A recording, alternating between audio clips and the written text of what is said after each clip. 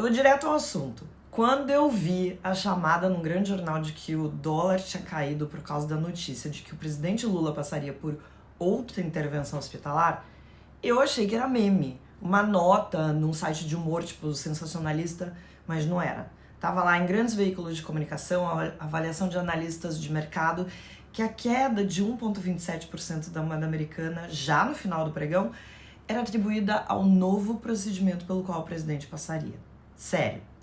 O mercado ficou feliz porque o Lula pode demorar mais a se recuperar? Ou pior, nas análises que eu li, os especialistas dizem que, mesmo que a moeda já estivesse em queda, numa sinalização de acomodação do câmbio, mesmo que a previsão da reunião do cupom sinalizasse para aumento dos juros, mesmo que o Lula fora de combate foi visto com otimismo pelo mercado.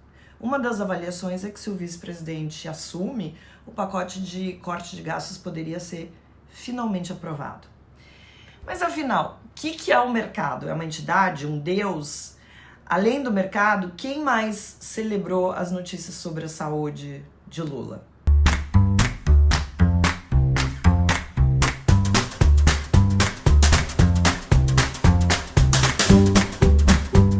Rapidão, tá? O mercado são todos os agentes econômicos e investidores. Qualquer um que tenha um dinheirinho aplicado faz parte do mercado. Pessoas físicas, empresas, bancos, fundos de investimento, seguradoras, fundos de pensão. Quer dizer que todo mundo pensa igual? Claro que não, porque as opiniões são diversas, é impossível ter consenso sobre qualquer coisa. Então, essas notícias sobre os humores do mercado são uma percepção de uma parte desses agentes que acabam influenciando esse sobe e desce da bolsa, do dólar, por conta de como eles agem nesses momentos. Mas a notícia que fica é que o mercado está torcendo contra o Lula. E olha, não foi só o mercado que reagiu dessa forma.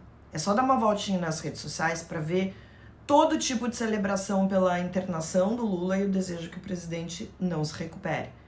Isso é só mais um sinal dessa polarização política que a gente está vivendo, que intensifica o ódio, reduz a empatia por qualquer político que esteja na oposição do que a gente acredita e transforma o debate público em um confronto eterno desse nós contra eles. Eu acho particularmente horrível a gente olhar para um político que a gente não gosta e fala, espero que morra. Mas vamos lá. Nesse cenário, do jeito que as coisas estão, as nossas diferenças ideológicas deixam de ser vistas como divergências que são legítimas. Vira tudo ódio. Isso desumaniza os nossos adversários. Agora, vamos ser justos. Qualquer um de nós é capaz de agir dessa forma e ter pensamentos horríveis sobre as pessoas de quem não gostamos, o que não quer dizer que seja um jeito democrático e saudável de lidar com o controverso, de lidar com as questões políticas que a gente vive. Eu, por exemplo, tenho os piores sentimentos pelo ex-presidente Jair Bolsonaro. Eu já senti muita raiva pelo que ele fez, pelo que ele tentou fazer no país. Hoje o sentimento é de desprezo por essa figura patética que ele é, e a minha torcida para que no próximo ano ele enfrente todo o rigor da justiça e seja preso. São esses os sentimentos que eu tenho por ele hoje. Mas olha, eu me lembro que esse sentimento de raiva pelo Bolsonaro era generalizado e piorou muito durante a pandemia de Covid. Ele foi responsável direto pelo aprofundamento da divisão política, pelo caos emocional que a gente viveu naquela época. Quando ele testou positivo para Covid em julho de 2022, o que não faltou foi torcida para que a doença fizesse o seu papel. Colegas meus escreveram que seria ótimo para o país, que o Bolsonaro prestaria um serviço enorme à nação se ele morresse. E todo esse sentimento girava em torno da má gestão, do boicote a políticas públicas que era promovido por ele e pelo seu governo. Quem é que não se lembra da cena dele nos Jardins da Alvorada, lá acenando para uma avestruz, agora não me lembro o que é, com uma caixa de ivermectina. Ivermectina. Gente, que pesadelo! Um colega meu da Folha, o Hélio Schwartzman, escreveu o seguinte: torço para que o quadro se agrave e ele morra. Nada pessoal. O artigo do Hélio era baseado no consequencialismo. Ele dizia que, embora ensinamentos religiosos e éticas deontológicas preconizem que não devemos desejar mal ao próximo, aqueles que abraçam éticas consequencialistas não estão tão amarrados pela moral tradicional. O que ele quis dizer? Que o sacrifício de um indivíduo pode ser válido se dele vier um bem maior, que a morte do Bolsonaro era filosoficamente defensável porque acarretaria um número maior de vidas salvas se ele não fosse mais presidente. Vocês se lembram disso? E o Hélio vai além. Ele fala que, como consequência imediata da morte do Bolsonaro, significaria que não teríamos mais um presidente negacionista que minimizava a tragédia da pandemia e boicotava o que era feito para minimizar tudo o que estava acontecendo. E mais, o país ainda teria um bônus político com o fim das tensões institucionais e das tentativas de esvaziamento das políticas ambientais, culturais, científicas, tudo que a gente viu, né? Claro que houve muita revolta, natural que tenha havido, todo indivíduo tem ali o seu valor, a sua morte seria lamentada por muita gente. Mas o que o Hélio Schwartzman fez foi dar voz a muitos que pensavam a mesma coisa diante do cenário catastrófico que a gente está vivendo. O jornalista foi investigado com base na Lei da Segurança Nacional, foi processado pelo então ministro da Justiça André Mendonça, mas felizmente tudo foi arquivado como deveria ser e viva a liberdade de expressão. O que nos traz de volta a essa reação do mercado à situação de saúde do Lula. Nessa polarização que a gente está vivendo, eu não me surpreendo ao ver essa proliferação de memes celebrando o problema de saúde do Lula, incluindo o mercado, essa entidade paranormal cheia de vontades que acaba servindo de instrumento para manipular a opinião pública. Não gostar do Lula é uma coisa, forçar a percepção de que um governo sem ele, nesse momento, seria melhor para o país, é bem diferente. O que a gente precisa é de estabilidade democrática, pacificação e deixar para resolver nas urnas para quem a gente vai entregar o mandato do próximo presidente. Seria bom se o mercado baixasse a bola. Polarização, polarização, polarização. Tá todo mundo cansado de falar sobre isso, mas tá cada vez mais na moda. E eu quero trazer outras duas palavras pra gente falar. Cérebro podre e ansiedade. E eu quero dividir uma história com vocês. Semana passada eu cheguei em casa depois de um jantar com alguns amigos e eu percebi que meu marido já estava dormindo no quarto. E pra não incomodar com a luz do celular, porque é óbvio que eu ia dar aquela última olhadinha no celular, eu me esparramei no sofá e sem nem pensar, eu entrei no Instagram, que é o que a gente faz. Eu só tirei os olhos da tela quando eu percebi que o dia estava amanhecendo. Eu fiquei mais de 3 horas entre fotos desimportantes, memes, vídeos inúteis, um mais irrelevante do que o outro, um mais idiotizante do que o próximo, coisas que eu não vou nem me lembrar, que eu devo talvez ter salvado uma ou outra numa pasta que eu não vou acionar nunca na vida. Eu fui pra cama com uma baita de uma ressaca moral por ter usado aquele tempo pra nada, e agora eu vi essa sensação descrita em uma das palavras do ano que foi eleita pelo dicionário Oxford, que é brain rot, ou cérebro apodrecido. Essa expressão se refere a deterioração, podridão mesmo, mental causada pelo consumo excessivo desse conteúdo inútil que está nas redes sociais, ou também de programas de baixa qualidade, programas ruins que estão na TV, no streaming, no YouTube.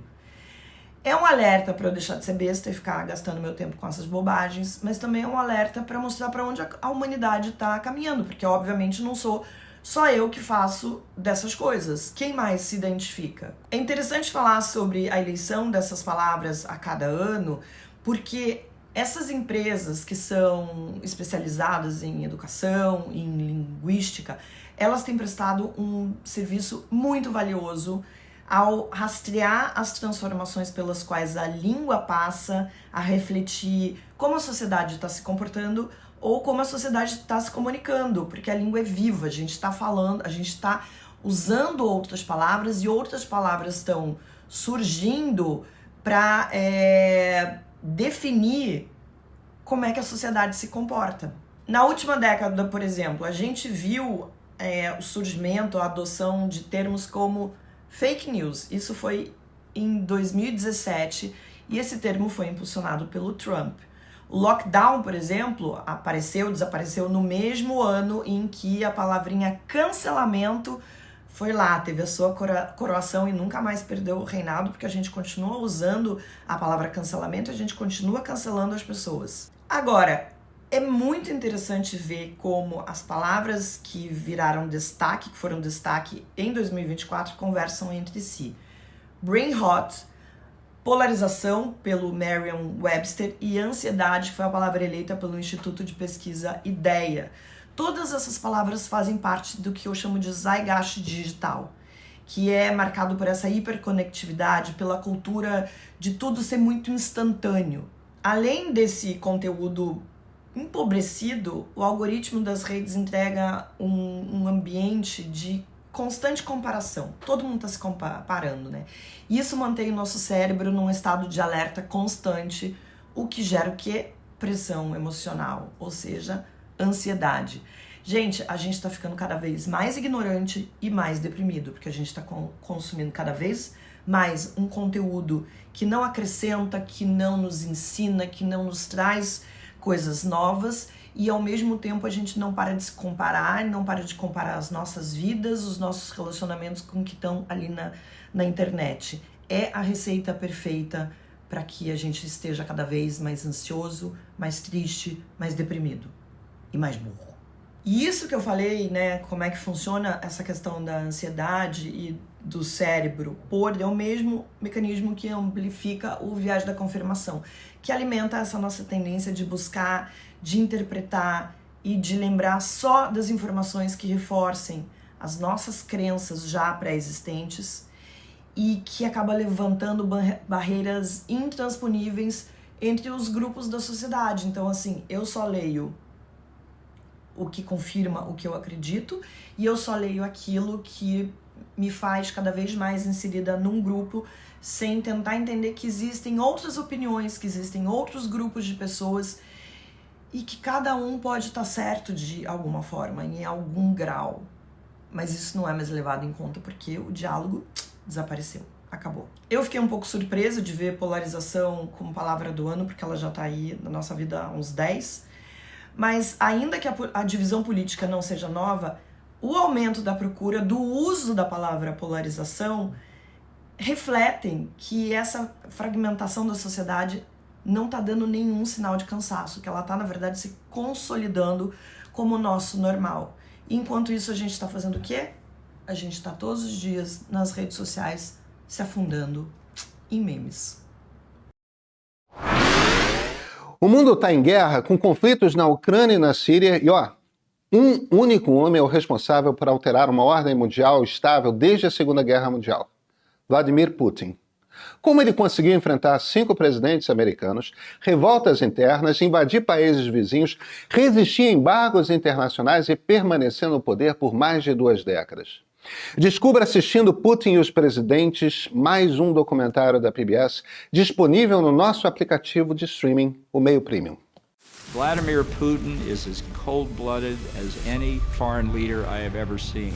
An inside look at how 5 American presidents confronted Putin. President Putin simply speaks mistruth after mistruth and tries to misinform, but he does it as easily as he breathes. Leading to a dangerous new conflict with the West. If Russia is allowed to get away with this, it affects the entire international order.